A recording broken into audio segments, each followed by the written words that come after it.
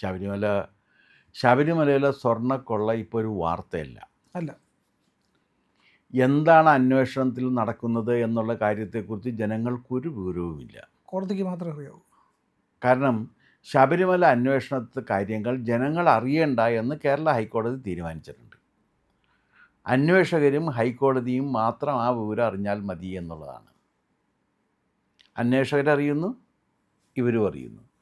അപ്പോൾ ഇവർ രണ്ടുപേരും മാത്രം ഈ കാര്യങ്ങൾ അറിഞ്ഞാൽ മതി എന്ന് തീരുമാനിച്ചിട്ടുള്ളത് കൊണ്ട് നാട്ടുകാർക്കറിയില്ല കേരളത്തിൽ എന്നല്ല ഇന്ത്യയിലെ തന്നെ ഏറ്റവും പ്രമുഖമായ ഒരു ഹൈന്ദവ തീർത്ഥാടന കേന്ദ്രം ക്ഷേത്രത്തിൻ്റെ സ്വർണം കട്ടിട്ട് ആ അന്വേഷണം എന്തായി എന്നുള്ള കാര്യം നാട്ടുകാരെ അറിയിക്കണ്ട എന്ന് തീരുമാനിച്ച തീരുമാനം നിയമപരമായിട്ട് ശരിയാണോ എന്ന് എനിക്കറിയില്ല.